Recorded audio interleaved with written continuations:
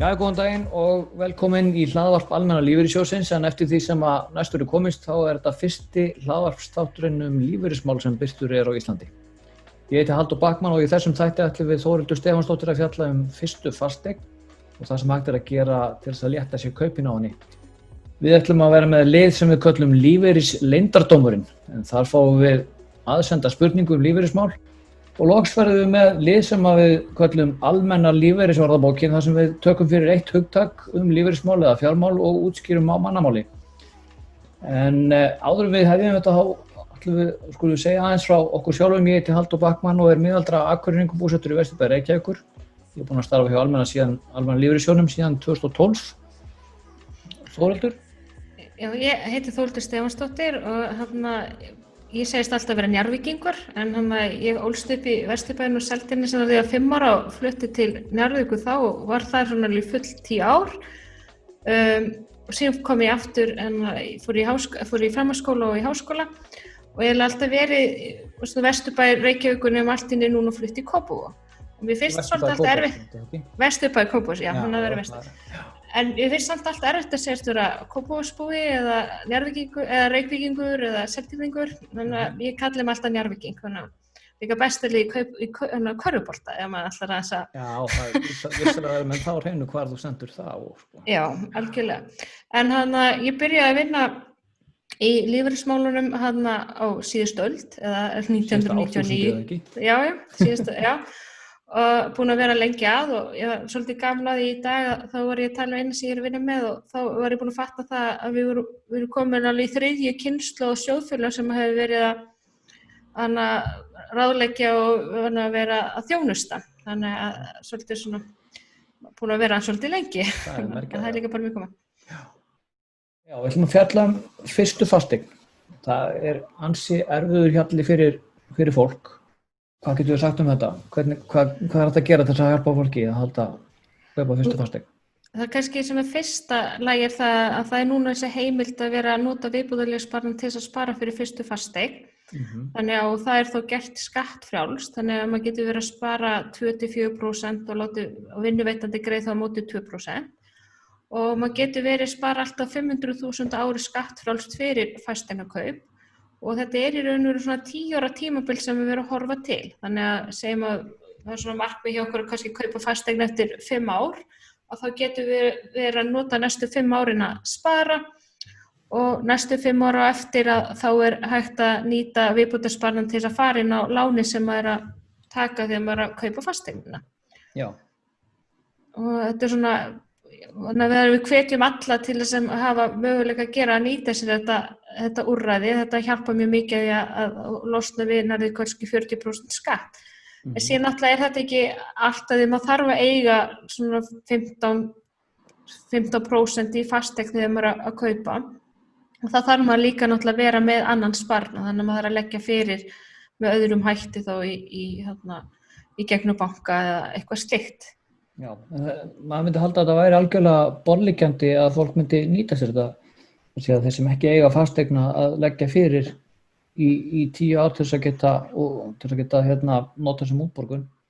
En vonandi er þetta ekki kannski alltaf 10 ár, en vonandi kemst fólki, já, ég er bara fíblast. Já, en þú getur náttúrulega að nota, ef það eru 5 ár, já, þú kaupir þér íbúð, þú getur safnaði 5 ár, síðan aftur önnur 5 ár eftir þú ert búin að kaupa, þannig að. Já, og myndast þá líka eigið fé inn í fasteigninu, þannig að líklegt að þurfum að kannski að stækka við sig fjölskylda stækkar og svo framvegis. Já, þannig að maður myndi halda að það væri algjörlega borðliggjandi að gera þetta. Já, það er það. Og þannig að til þess að nýta sér þetta þá þarf maður að gera samningum við viðbótarlífeyrissparnað hjá ykkur vörsluaðila eða lífeyrissjóði. Og þannig á flestum stöðum eins og hjá okkur og þá er hægt að gera það með rafrænum skilríkjum og það bara gera samningin í gegnum vefinn og síðan sendum við samningin til vinnuveitanda og þá er það bara að byrja að draga af manni í sparnaðinn. Já, veistu hversu algengt það er að fólk ungt fólk sé að spara fyrir fyrstu fasteign? Ég hef ekki skoðað hlutföllin, get ekki því miður svara til það hvað þetta eru margir. Það býsna algengt meðal okkar sjófélagar, ekki? Já, en maður ásamt svolítið erfitt að segja, ég held að sé færri sem í raun og spara viðbótarlífeyrissparnað sem hefði annars mátt búast við að vera að gera, þannig að þetta er örugglega bara alls konar aðstæður heima hjá hverjum einum. Ég þekki því miður ekki svona hlutfallslega hvað þetta eru margir. Nei.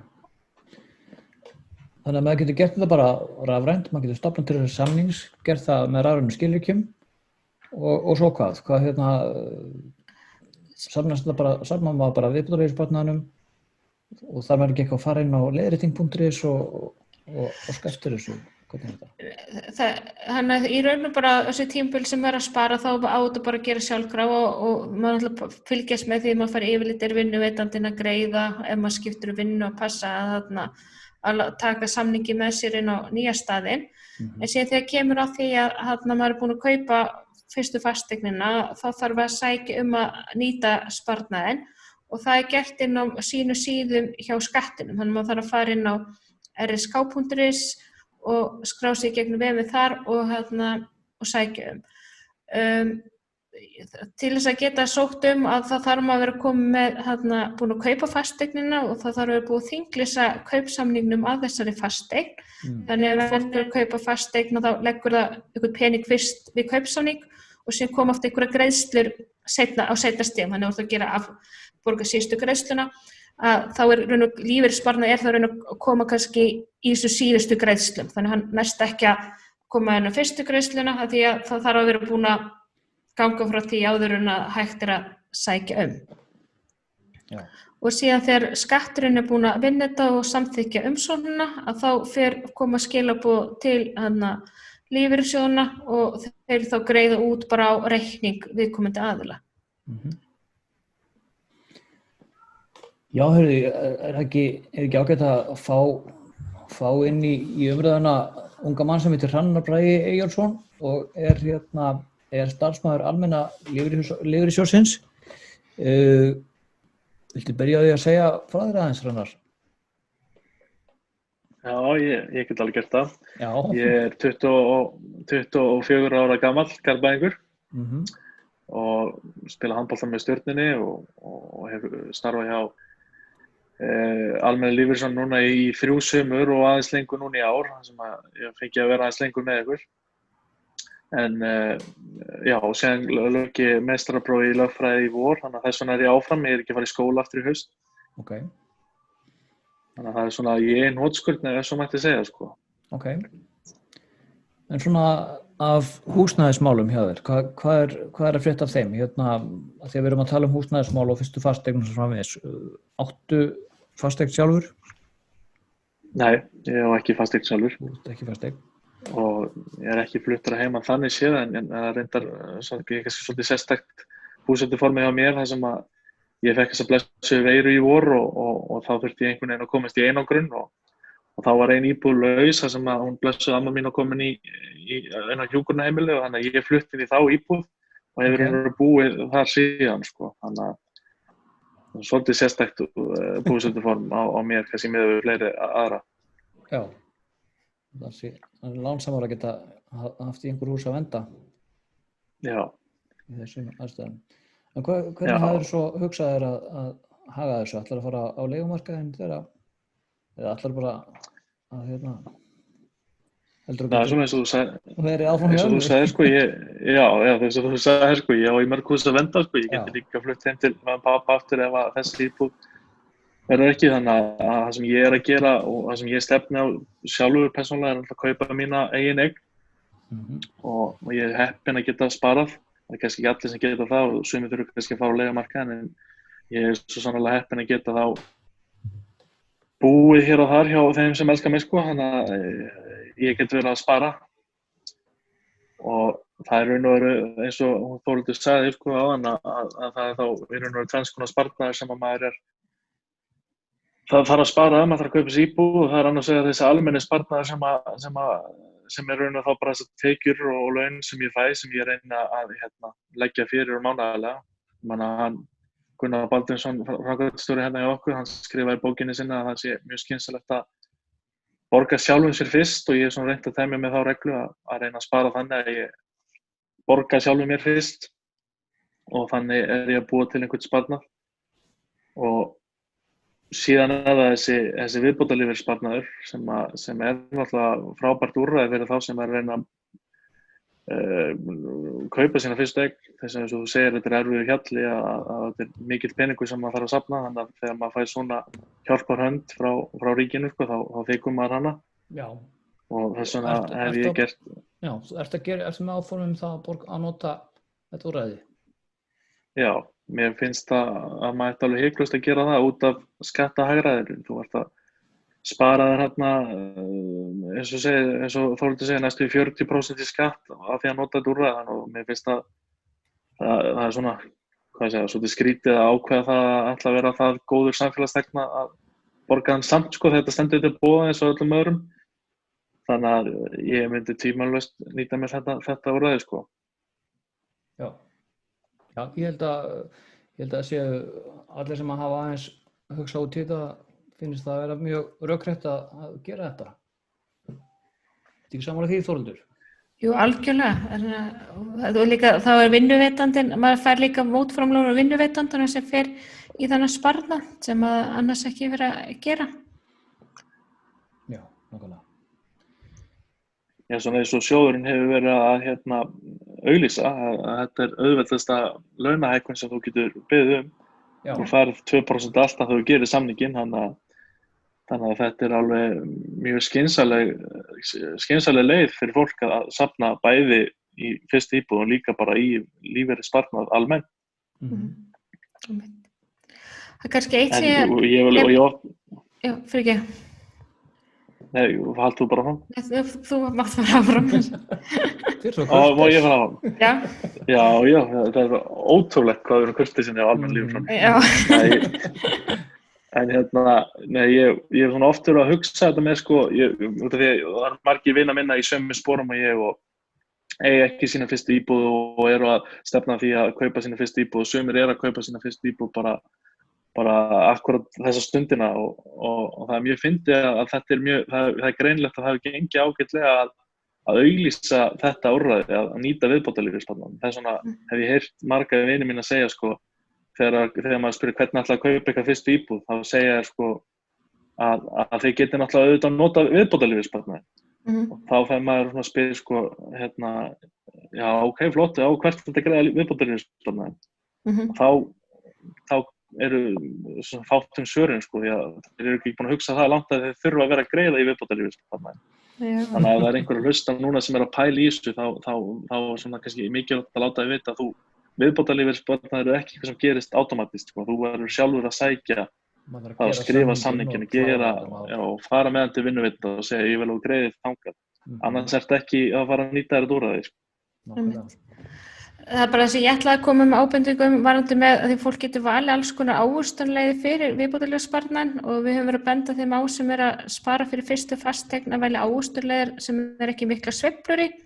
Þannig að ef maður er að spara til eftirlauna árana til 30-40 ára þá er kannski fínt að hluta sparnaðs í hlutabréfum, en það hentar ekki vel ef maður er að fara að fjárfesta næstu 3-4 árunum. Og þannig eins og til dæmis hjá okkur og þá höfum við haft leið sem heitir húsnæðissafn sem eru að hugsa eitthvað fyrir þennan hóp sem er að spara fyrir fyrstu fasteign. Þessi ávöxtunarleið var búin sérstaklega til fyrir þá sem er að spara fyrir fyrstu fasteign. Það var ekki bara leið að þetta úrræði kom þá var þessi ávöxtunarleið búin til. Þannig að já, ég ætla ekki að grípa fram fyrir þetta Þórhildur, fyrirgefðu. Nei, þetta er bara fínt að segja þetta, já. Ég er ekki eins kurteis og þið. Já. Við erum komin að þættinum lífeyrisleyndardómurinn. Við hefum fengið til okkar þjóðþekktan einstakling, engan annan en Árna Helgason, sem er lögmaður, pislahundur uppistandari og annar af stjörnum hlaðvarpsþáttarins Hismisins. Og hann ætlar að koma með krefjandi spurningu fyrir okkur. Og hver er hún, Árni? Já, takk fyrir að ég segi nú bara fyrst til hamingju með hlaðvarpið og vera komin í hlaðvarpsleikinn og takk fyrir að bjóða mér. Og þetta er nú falleg kynning hjá þér, Halldór, ég hef sett nú smá fyrirvara, þetta var nú mjög myndarlega dillt úr trósinu þarna. En gaman að vera með ykkur, já, Þú varst múin að nefna við mig mitt að þið vildu fá svona einhverjar spurningar og reyna aðeins að fræða fólk svona gerfið og ég held að það sé gott. Það nefnilega margir sem held ég átta sig ekki mjög vel á þessu öllu. Ég var bara svona að pæla eins og bara einföld spurning bara, þú veist, ef ég myndi vilja skipta lífeyrissjóð, þú veist, myndi það borga sig fyrir mig? Hvað á maður að hugsa þegar maður metur svoleiðis hluti? Þetta eitt af því sem ég fann bara, ég fór að hugsa þetta, þú veist, þetta bara atriði sem ég myndi ekki vita eins og hver þetta byrja að, þú veist, maður getur farið inn á heimasíðuna og borið saman hver flottasta litinn og bestu heimasíðuna og skemmtilegasta nafnið og eitthvað svona, en ég myndi ekki vita neitt, skilurðu. Já, fallegast, ég veit nú alltaf hvert ég myndi fara ef ég væri að velja eftir því ég væri náttúrulega með það atkvæði, en ef ég væri að fara svona, þú veist, ef ég ætla að gera þetta svona almennlega, ef ég ætla að setjast niður og, þú veist, hella mér upp á kaffi og fara í Excelin og reyna að gera þetta eins og maður, hvað ætti ég að horfa í? Það kannski helsta sem það að horfa alveg getur maður valið sér lífeyrissjóð, þannig stundum er maður bundið því að borga í einhvern ákveðin sjóð og það er búið að semja það í kjarasamningi og þá er maður að greiða til þessa sjóðs. Ef maður er ekki bundin kjarasamningi þá getur maður valið sér lífeyrissjóð og fyrsta lagi þarf aðeins að skoða hvernig réttindi maður að fá í þeim sjóði sem maður að greiða til. Og lífeyrissjóðunum hafa orðið breytingar á lífeyriskerfinu á síðustu 18 árum, þannig að það var einu sinni að vera að borga svokallaða jöfnu réttindaávinnslu lífeyrissjóð og núna komið svokallaða aldurstengdu sjóði, þannig að þeir sem voru búin að vera að vinna svolítið lengi á vinnumarkaðnum fyrir 2002 að þeir þurfa að skoða mjög vel hvort þessi breyting á hvernig sjóðurinn uppbyggður þegar maður ætlar að skipta sjóð. Varstu búin á vinnumarkaðinum Árni 2002? Ég var náttúrulega bara einhver köttur í háskóla 2002 sko, þannig að ég hef ekki farið að, maður náttúrulega vann svona bara sem sumarstörf sko og svoleiðis. Já.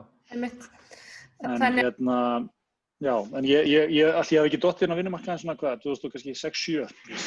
Já, einmitt. Þannig þá þarf þú ekki, já. Fullri vinnu mennur þú þá? Já. Okay.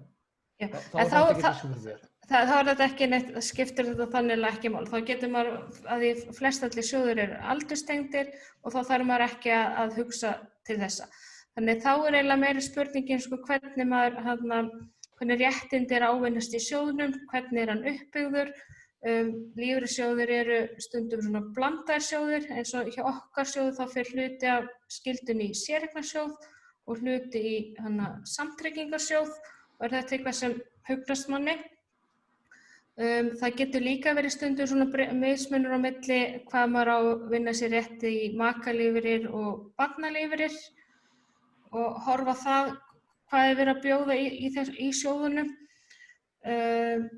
Síðan er líka eitt sem ég finnst stundum skipta máli, hvernig er verið að kjósa í stjórnina, hefur maður eitthvað það að segja hver sitt í stjórninni. Eins og í okkar lífeyrissjóð þá eru sjóðfélag sem kjósa í stjórnina, það er ekki samtök vinnuveitanda eða stéttarfélag sem er að tilnefna stjórn og ef maður hefur áhuga á því að vinna á þessu markað þá getur maður boðið sig fram í stjórn sjóðsins. Og þetta er svona kannski svona helsta sem ég dettur í hug. Hvað með þig, Halldór?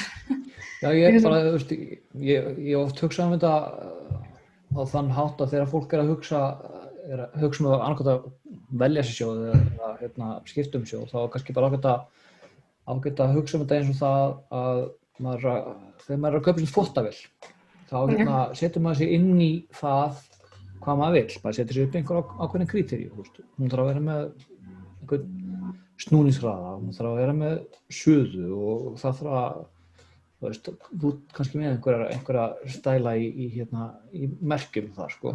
Þú stillir upp einhverja ákveðni kríteríu og velur út frá því bara hvaða þvottavél uppfyllir þessi skilyrði. Og þessi þekking, hún er kannski svolítið djúp á meðan á henni stendur, kannski í þennan hálfa mánuð með að finna þið þvottavélina, en svo bara gleymur þessu. Þetta er svolítið svipað, þú setur þið inn í málinn í smástund, bara veist að ég vil vera með lífeyrissjóð sem það sem borgar í séreign og getur bara fengið séreigna greidda því ég er 60 eða hvað það er eins og það er hjá okkur. Ég vil geta valið stjórnarmenn, ég geta boðið mér fram í stjórnina því að því ég tel mig hafa eitthvað fram að færa og ég vil bara að upplýsingarnar séu góðar sem eru til staðar, ég geti afla með þeirra og ég meina þetta bara svona típisk kritería svona eins og með þvottavélina og bara í smá stund veistu hvað þú ert að tala og svo gleymir því eins og með þvottavélina. Ég er mjög vel inn í þvottavélum allt árið kring en ég veit ekki alveg hvernig þið að vinna þetta sko. En kannski svona bara í framhaldi af þessu sko, hvað með ég meina ekki eitt af því sem menn horfa líka í eru lánakjörin. Jú. Er það þannig á ykkur að það eru sjóðfélag sem þetta fengið lán eða? Við erum að bjóða upp á verðtryggð lán og óverðtryggð lán og fasta vexti, breytilega vexti. Þannig að þeir sem eru að borga skylduna til okkar geta sótt alltaf 50 milljónum og það er hámarksveðsynning þá 70% af verðmæti eignarinnar. Og síðan alltaf bara mjög misjafnt hvað fólk er að pæla lána, alltaf að fara í verðtryggt og óverðtryggt og síðan breytist oft líka svolítið hratt á markaðunum, eina stundin er lífeyrissjóður með betri kjör, síðan stuttu eftir kemur bankarnir og eins og í þessu öllu það borgar sér alltaf að skoða hvað er í boði. Maður þarf að vera félagir ekki til að fá lán, er það ekki rétt skilið? Jú, það passar, en það er ákveðin skilyrði. Get ég mætt bara og skráð mig og tekið lánið og farið eða eru þið með eitthvað, þarf maður að vera í eitthvað tíma? Nei. Þú þarft samt allan að vera búin að vera í hálft ár og þannig getur sótt lán. En ef við eltum ekki fólku upp alveg byrju þú ert hættur að greiða, þú ert að skila lánum tilbaka, það er ekki alveg svoleiðis. Gott. En við vonum samt eftir að fólk vilja vera áfram í sjóðnum, ekki bara taka lán í sjóðnum. Einmitt, það dettur inn og sér hvað starfsemin er góð og gott fólk að vinna. Já, við vonum það að það sé ekki bara einhver lánakjör sem er að heilla, þú veist, að séum að veita góða þjónustu og góða réttar og það allt saman, góð hjálpi viðkomandi sem var. Já, alls ekki, þetta er Jóhannes Hnerra, Jóhannes Árnason, vinnufélagi minn, hnerrar hátt og kallmannlega. Heyrist langa leiðir. Látt ég þessari útsendingu. Já, þannig að það er, ég man ekkert hvað ég var að segja, Jóhannes er alveg staflega frá mér. Já, einmitt. En þetta var flott, það var bara átt að maður sem spytur á svona hvað maður getur verið að horfa í þegar maður er að pæla í þessu. Já. Takk fyrir spurninguna. Kæra þakki fyrir þetta. Nú komum við að loka atriðinu í þessu hjá okkur og það er almenna lífeyrisorðabókin. Og það orð eða hugtak sem við ætlum að taka fyrir í dag er aldurstengd réttinda ávinnsla. Hvað er nú það? Þórhildur, getur útskýrt það fyrir mér? Hvað er það? Já. Af hverju skiptir það máli? Já, ok, en þetta er náttúrulega, við byrjum ekki þetta einfaldasta orðinu. Viltu bara taka stóra vegginn? Já, einmitt. Og þetta er örugglega fæstir hugsa eða hugsa út í hvernig réttindir ávinnast í lífeyrissjóðnum. Þannig að þegar við erum að greiða inn í lífeyrissjóðinn þá fáum við ákveð réttindi fyrir hvern tíðuskall sem greiðum inn í sjóðinn. Og sjóðurinn hjá okkur og eiginlega flest allir lífeyrissjóðir í dag eru aldurstengdir, þannig að það þýðir það að maður fær mismunandi réttindi í sjóðnum eftir hversu gamall maður er þegar maður borgar inn í lífeyrissjóðinn. Þannig eins og við erum þrjú hérna öll á sikurum aldrinum, þannig að fyrir hvern tíðuskall sem við greiðum inn í sjóðinn þá fær hannar mestu réttindin fyrir sem tíðuskall. Og það er að því að hann er yngstur og peningur hans á eftir að vera í sjóðnum í lengri tíma heldur en við miðaldra fólki þannig að við erum að vinna okkur inn alltaf minni réttindi eftir því sem við eldumst og peningurinn eftir að vera í styttri tími sjóðnum. En kerfið er sín sett upp þannig að maður borgar í 40 ári lífeyrissjóð að þá er maður ávinna sér í ellilífeyrisréttindi 56% af meðalævitekjum og það er þá misjafnt eftir aldrinum hvað við erum ávinna okkur mikið réttindi fyrir þær greiðslur sem greiðum inn í sjóðinn. En er það einhver tímann sem að aldurstengd réttinda ávinnsla er ekki til staðar? Þetta var einu sinni að margir sjóðir voru ekki, þetta oft í svona gamla daga, hvað myndi ég segja það, fyrir einhverjum árum síðan þá voru sjóðir með svokallaða jafnaréttinda ávinnslu og það skipti ekki máli hvort maður var 16 ára eða 66 ára og þá fekk maður sömu réttindin. Þannig að fyrir þá sem eru eldri, þá borgar sig að halda sér í óaldurstengdri réttindaáherslu. Það breyttist þannig að 2002 þá voru þessu stóru sjóður eins og lífeyrissjóður Vestlumanna, Gildi lífeyrissjóður og þeir breyttust yfir í lífeyrissjóður með aldurstengda réttindaáherslu. Þeir heimilu þeim sem voru áður að greiða í sjóðin að vera að greiða í jöfnu réttindaáherslu með ákveðin viðmiðunarlaun. Þannig að þeir sem búin að vera lengi að borga í slíka sjóði og hafa hugsað sér til dæmis að skipta lífeyrissjóð, að það skiptir mjög miklu máli að kanna hvernig réttindaáherslan í sjóðinu sem að greiða í og hvernig réttindaáherslan í sjóðinu sem að ætla að fara að greiða. Því stundum kannski borgar sig ekki að skipta. Hvað segir maður, færslan raunverulega þegar allir eru að fara bara í aldurstengda sjóði og lífeyrissjóður starfsmanna ríkisins, A-deildin, þannig að allir sem eru að koma nýir inn í lífeyrissjóður starfsmanna ríkisins, þeir eru líka farin í svona aldurstengdan lífeyrissjóð. Já, þetta held ég að ég vona allavega að þetta hafi svarað spurningunni. Hvað heldur þú þar, Hrannar?